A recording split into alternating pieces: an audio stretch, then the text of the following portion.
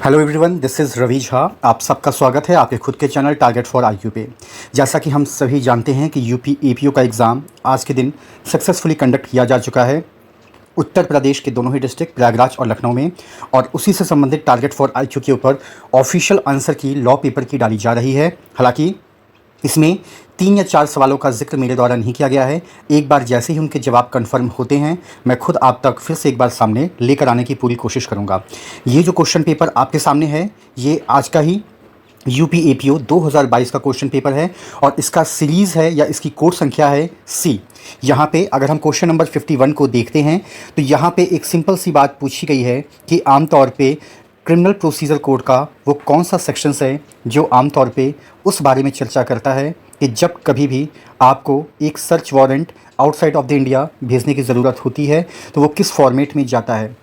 क्या हम directly search warrant को इशू करते हैं या हम लेटर ऑफ रिक्वेस्ट करते हैं या रिटन ऑर्डर करते हैं, तो इसका मोस्ट एप्रोप्रिएट आंसर होगा option number C, letter of request. उसके बाद अगला क्वेश्चन है आपका यूपी पुलिस एक्ट से, जिसको बेसिकली हम लोग द पुलिस एक्ट 1861 के नाम से जानते हैं। इसके अंतर्गत स्पेशल पुलिस ऑफिसर की बात की गई है और इसका जिक्र आपको सेक्शन 17 के अंदर देखने को मिलता है। उसके बाद क्वेश्चन नंबर 53 आपसे verification of the digital signature की बात करता है। इसका जवाब आपको section 73A of the Indian evidence act के अंदर देखने को मिलेगा। उसके बाद अगला क्वेश्चन आपका सेक्शन 195 बात करता है कि आखिर ये सेक्शन किससे संबंधित है, तो ये संबंधित है threatening to give false evidence. उसके बाद अगला सवाल फिर से एक बार आपका यूपी पुलिस एक्ट से ही आता है, जहां पर बेसिकली डाइंग डिक्लेरेशन से रिलेटेड बात की गई है और इसका मोस्ट एप्रोप्रिएट आंसर है ऑप्शन नंबर सी, जो बात करता है पैरा नंबर 115 के अंतर्गत। उसके बाद एक बार फिर से यहाँ पर बात की गई है आपके सीआरपीसी की, जहाँ पर ये कहा गया है कि आमतौर पे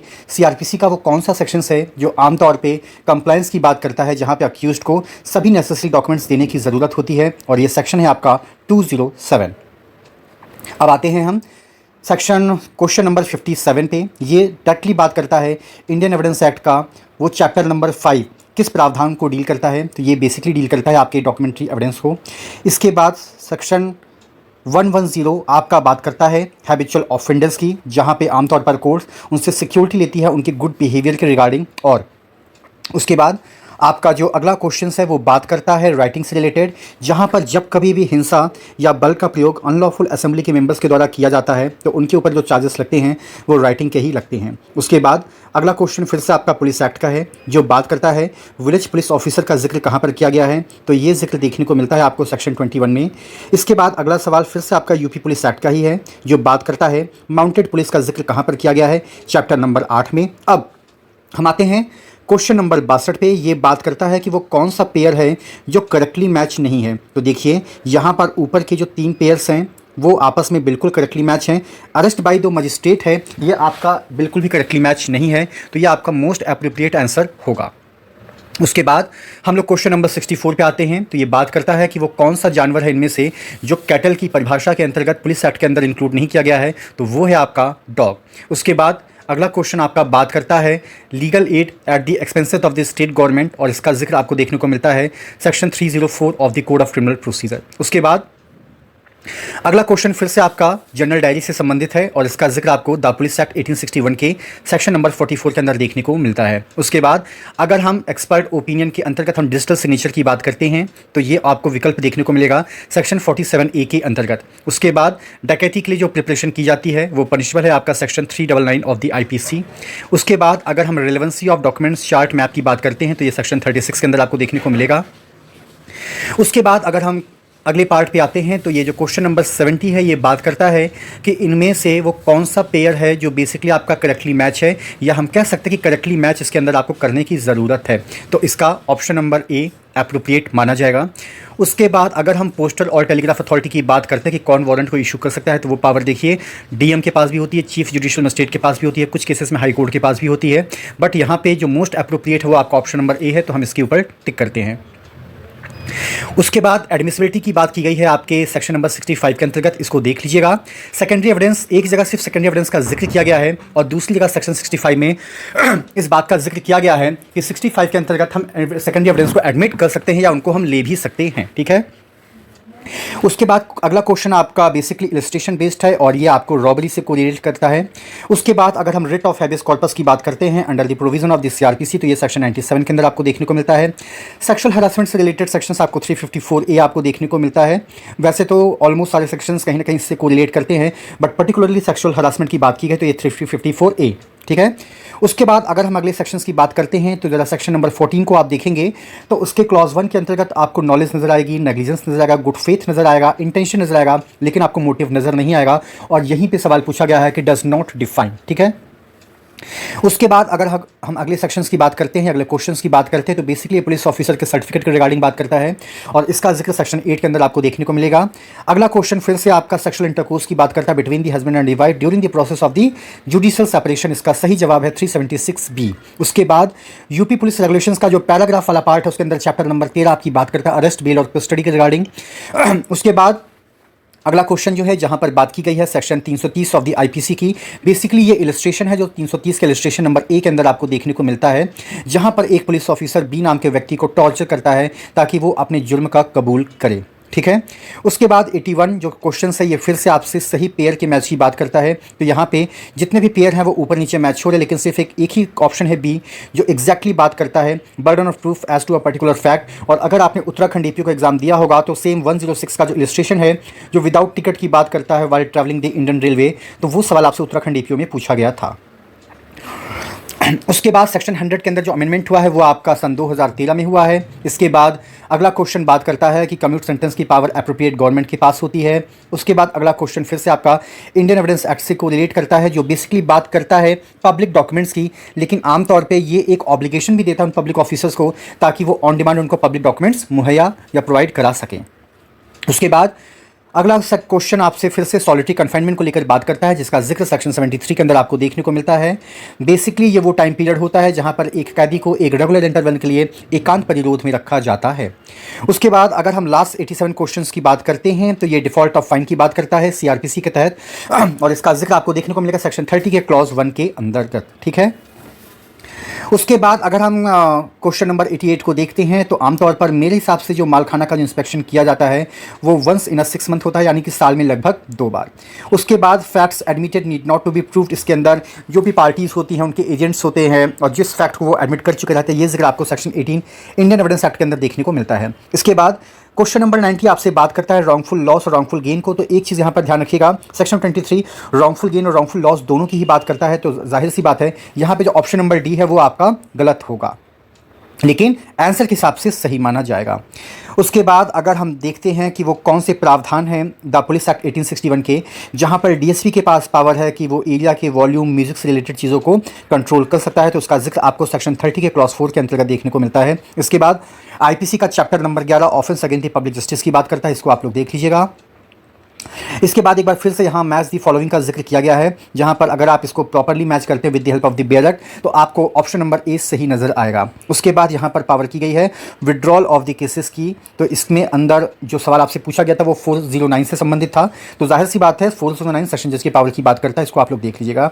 सेक्शन 95 बात करता है आपके लैटिन मैगजिम्स की, ये आपको आपके बेयर एक्ट में मिल जाएगा, नहीं तो उपकार पब्लिकेशन की बुक के अंदर ये कंटेंट आपको देखने को मिल जाएगा। उसके बाद पाकला नारायण स्वामी वर्सेस एम्परर का केस, ये बात करता है आपका डाइंग डिक्लेरेशन से रिलेटेड। इसके बाद आर्मी, नेवी, एयरफोर्स रिलेटेड जो भी ऑफेंसेस होते हैं उसके लिए इंडियन पीनल कोड का सेक्शन 131 टू 140 आपका कन्फाइंड प्रॉपर किया गया है। उसके बाद डाउरी डेथ से रिलेटेड जो प्रिजम्पशन ऐड किया गया था वो 1986 में था। उसके बाद अगर हम अगले पार्ट की बात करते हैं तो स्पेशल पुलिस ऑफिसर के पावर की बात सेक्शन 17 द पुलिस एक्ट के अंतर्गत की गई है। इसके बाद अगर हम बात करते हैं penalty for harbouring the robbers, तो वो आपको 216A के अंदर आपको देखने को मिलता है। उसके बाद विलेज पुलिस के बारे में जिस चैप्टर की बात की गई है तो वो चैप्टर एक बार मैं कंफर्म करके आपको मैं बता दूंगा, आप उसके लिए थोड़ा सा धैर्य रखिएगा। उसके बाद यहाँ पर करेक्टली पेयर की मैच की बात की गई तो इसमें जितने भी ऑप्शन हैं वो सारे के सारे गलत हैं, सिर्फ ऑप्शन नंबर बी जो बात करता है फैब्रिकेटिंग द फॉल्स एविडेंस वो आपका एप्रोप्रिएट सही आंसर है, इसको मैच कर लीजिएगा। इसके बाद 103 आपका इसका ऑप्शन नंबर बी है, चूंकि अगर आपने अपील फ्रॉम कन्विक्शन देखा होगा तो 374 से उसको कोरिलेट कर लीजिए, तो ए का चौथा आपको सिर्फ ऑप्शन नंबर बी के अंतर्गत ही नजर आएगा। उसके बाद यहाँ पे अबैटमेंट टू कमिट सुसाइड पूछा गया है जो 306 की बात करता है। इसके बाद अगला क्वेश्चन आपका इंडियन एविडेंस एक्ट का है जो बात करता है जजेस की पावर के बारे में, जो आपको 165 के अंदर देखने को मिलता है। इसके बाद ये जो अगला क्वेश्चन है 106, जिसके अंतर्गत ए एक वैल्यूबल रिंग को पाता है, उसके बाद तुरंत सेल कर देता है, ये basically dishonest miss appropriation of property का एक इलस्ट्रेशन है जो आपको सेक्शन के अंदर देखने को मिलता है। उसके बाद अगर हम 108 की बात करते हैं तो आमतौर पे ये उन प्रावधानों की बात करता है जहां पर पुलिस ऑफिसर अननेसेसरी किसी भी फीमेल को टच नहीं कर सकती है during the process of the arrest, जब तक बहुत ज़्यादा ज़रूरी ना हो, और वो भी अगर होगा तो वो भी पुलिस ऑफिसर जो होगी वो महिला होगी, और इसका जिक्र आपको सेक्शन 46 के क्लॉज 1 के अंतर्गत देखने को मिलता है। 109 क्वेश्चन की बात करता हूँ कि अडल्ट्रेशन ऑफ ड्रग की बात करता है, ये आपको 274 सेक्शन IPC के अंदर देखने को मिलेगा। ठीक है, उसके बाद 111 डायरेक्ट क्वेश्चन आपका 498A से है। उसके बाद 4 जाहिर सी बात है आपका जो कोर्ट होता है वही फ्रेम करती है। उसके बाद 113 question identity of the victim of the rape की बात करता है, ये सेक्शन 228A IPC के अंदर आपको देखने को मिलता है। उसके बाद 114 का जो अप्रोप्रिएट आंसर मेरे हिसाब से है वो होता है शैल बी मेयरली इरेगुलर, हालांकि इसको रेगुलर किया जा सकता है अगर उसकी जो डिफिशियंसी उसको रिमूव किया जा सके तो। उसके बाद जो अगला पार्ट है वो आपका बेसिकली टेंडरिंग ऑफ पार्डन की बात करता है, जो 306 के अंतर्गत है, जहां पर कहा गया है कि आमतौर पे फुल और ट्रू डिस्क्लोजर होना चाहिए। उसके बाद 116 क्वेश्चन नंबर ये बेसिकली प्रिविलेज की बात करता है, और 122 बेसिकली कोरिलेट करता है आपका हस्बैंड एंड वाइफ के communication during the process of the marriage, यानी जब तक कि उनकी शादी चल रही है तब तक के प्रोटेक्शन उनको दिया जाता है। उसके बाद 117 नंबर का क्वेश्चन एक इलस्ट्रेशन बेस्ड है जो बेसिकली बात करता है मिसचीफ के रिगार्डिंग। उसके बाद अगला क्वेश्चन फिर से आपका कि 113A कब इंसर्ट किया गया था, ये 1983 का पार्ट है, इसको आप लोग देख लीजिएगा। उसके बाद अगला क्वेश्चन आपका प्रमोटिंग एनिमिटी की बात करता है, ये 153A के अंदर आपको देखने को मिलता है। अगर हम appointment of the public prosecutor की बात करते हैं तो देखिए यहाँ पर पैनल के प्रिपरेशन की बात की जा रही है, तो ये राइट प्रॉपर DM के पास ही रहता है। उसके बाद अबेटमेंट ऑफ ऑफेंस की बात करते हैं तो ये आपको 109 के अंदर देखने को मिलता है। अगर हम writing with arm deadly weapons की बात करते हैं तो ये 146 के अंदर देखने को मिलता है। एक क्वेश्चन है आपका validity of the section 27 of the Indian evidence act और validity of the article 14 of the constitution, तो मेरे हिसाब से इसका answer Nandini Satpathy versus PL Dhani होना चाहिए, बट एक बार मैं कंफर्म करके आपको अपडेट कर दूंगा। उसके बाद 124 बेसिकली आपका इलस्ट्रेशन बेस्ड है, इसका बेहतर आंसर होगा अटेम्प्ट टू कमिट थेफ्ट। उसके बाद इंडियन एविडेंस एक्ट का भाई जाहिर सी बात है कि वो कौन कौन से लोग हैं जो कोर्ट की परिभाषा के दायरे में नहीं आते हैं, तो जाहिर सी बात है आर्बिट्रेटर्स नहीं आते हैं, जजेस आते हैं, मजिस्ट्रेट आते हैं, ये सारी कोर्ट की परिभाषा के अंतर्गत आते ही आते हैं। इसके बाद फिर से एक बार आपके सामने क्वेश्चन नंबर 26 आ रहा है मैचिंग को लेके, और इसका बेस्ट आंसर होगा ऑप्शन नंबर B। उसके बाद 127 बात करता है कि वो कौन सा पेयर है जो करेक्टली मैच नहीं है, तो 1, 2 और 4 आपके करेक्टली मैच बिल्कुल भी नहीं है। उसके बाद अगर हम एब्सकॉन्डेड ऑफेंडर्स की बात करें तो 215 से लेकर 222 के बीच में आपको देखने को मिलता है। उसके बाद अगर हम कॉम्पिटेंट विटनेस की बात करें तो ये 315 के अंदर आपको देखने को मिलता है। इसके बाद डाइंग डिक्लेरेशन के अंदर 2 केसेस है, एक तो आपका पकला नारायण स्वामी जो अभी पूछा गया है थोड़ी देर पहले, और एक केस आपका और आता है क्वीन वर्सेस अब्दुल्ला का। ठीक है, उसके बाद एक बार फिर से आपका मैचिंग का वर्ड आ रहा है, और इसको with the help of bare act अगर आप मैच करते हैं तो बेस्ट आंसर आपका ए निकल कर आएगा। उसके बाद यहाँ पे जो 133 का जो क्वेश्चन है ये बेसिकली अक्यूज के रिटर्न स्टेटमेंट की बात करता है, और ये आपको 233 के सब क्लॉज 2 के अंतर्गत नजर आएगा। उसके बाद यहाँ पर हम इलेक्ट्रॉनिक रिकॉर्ड की बात करें तो ये 29A के अंदर आपको इसका जिक्र देखने को मिलता है। उसके बाद अगर हम बात करते हैं पुलिस ऑफिसर की पर्सनल पावर के बारे में कि जहाँ पर वो एक इंसेन को नॉर्मल के साथ नहीं रख सकता है, अनसाउंड माइंड के साथ साउंड माइंड को, तो इसका जिक्र आपको पैरा नंबर 161 के अंदर देखने को मिलता है। और 136 बेसिकली अमेंडमेंट के ज़रिए जो आपका ये 10 रुपीज़ से ये 5000 रुपीज़ का ही चेंज है, इसको आप लोग देख लीजिएगा। या आपको as it is bare act के अंदर आपको देखने को मिल जाएगा बहुत ही ईजिली, जहाँ पर भी सेक्शन 459 का जिक्र आपको CRPC के अंदर देखने को मिलता है। उसके बाद जो सेक्शन 8 है इसका सही जवाब है, और ये भी बेसिकली सेक्शन 8 का एक लिस्टेशन है जो इंडियन एविडेंस एक्ट के अंदर आपको देखने को मिलता है। ठीक है, उसके बाद यहाँ पर बात की गई है कि वो कौन सा पेयर है जो करेक्टली मैच है, तो ये बात करता है आपका बाईगेमी के बारे में। उसके बाद फिर अगले सवाल में इसी बात का जिक्र किया गया है कि वो कौन से पेयर हैं जो करेक्टली मैच नहीं है, तो वो बात करता है प्रोफेशनल कम्युनिकेशन के बारे में, क्योंकि सारे के सारे पेयर परफेक्टली मैच किए गए हैं यहाँ पे। उसके बाद अगला सवाल आपका आता है कि हैंगमैन है, जाहिर सी बात है वो percent of the order of the court अपनी ड्यूटीज़ को कर रहा है, तो 78 का प्रोटेक्शन उसको देखने को मिलता है। और यहाँ पर अगर हम एब्सकॉन्डेड पर्सन के प्रोक्लेमेशन की बात करते हैं तो ये 82 के अंदर आपको देखने को मिलता है। लोकल जुरिडिक्शन आपका सेक्शन 2 सब क्लॉज J के अंदर डिफाइन किया गया है। उसके बाद 436A के अंदर अगर हम बात करते हैं तो जाहिर सी बात है मिनिमम आधी सेंटेंस पूरा किया जाना ज़रूरी होता है। उसके बाद 144 कल्पेबल होमिसाइड की बात करता है, क्योंकि यहाँ पे एक इलस्ट्रेशन है जो आपको एग्जैक्टली देखने को मिल जाएगा। उसके बाद अगर हम 131 की बात करते हैं अमेंडमेंट की, तो ये सन 2000 में किया गया था, और अगला जो सवाल आपका 147 है, ये विक्टिम कॉम्पनसेशन स्कीम की बात करता है, तो इसका जिक्र आपको 357 ए के अंदर देखने को मिलेगा। वॉलंटियरली जो वर्ड है आपका सेक्शन 39 के अंदर डिफाइन किया गया है। यहाँ पे 149 क्वेश्चन जो इसके अंदर सारे के सारे करेक्टली मैच हैं, सिर्फ थेफ्ट को छोड़ के, क्योंकि थेफ्ट का जिक्र आपको 378 के अंदर देखने को मिलता है। और जो लास्ट क्वेश्चन है लॉ पेपर का, वो बात करता है रेफरेंस और रिवीजन के बारे में, और इसका जिक्र आपको देखने को मिलेगा चैप्टर नंबर 30 के अंतर्गत। Thank you so much to all of you. मैं ये कह सकता हूँ कि ये पेपर सिर्फ वही सॉल्व कर सकते हैं बहुत ही आसानी से जिन्होंने कॉन्सेप्ट को समझने के अलावा उसको रटा भी होगा, क्योंकि यहाँ पे अगर हम पूरे के पूरे लॉ पेपर का एनालिसिस करते हैं तो आपको ये देखने को मिलेगा कि कॉन्सेप्ट इसमें बहुत ही कम पूछे गए हैं। यहाँ पे डायरेक्ट क्वेश्चन पूछे गए हैं कि कौन सी चीज़ें कहाँ पर लिखी हैं, कब इंसर्ट हुई हैं, या उसके अंतर्गत किन किन शब्दों का जिक्र किया गया है। Thank you so much to all of you for all your love and support to the team of Target for IQ। वैसे तो मैंने अपनी तरफ से पूरी कोशिश की है कि आपको एक बेस्ट आंसर दिया जाए हमारे माध्यम से, लेकिन फिर भी अगर इसके अंदर किसी भी प्रकार के कोई अमेंडमेंट्स होते हैं, आपको लगता है कि नहीं इसका ये नहीं ये आंसर होना चाहिए एग्जैक्टली, तो आप कमेंट बॉक्स में भी अपना रिप्लाई दे सकते हैं। Thank you so much.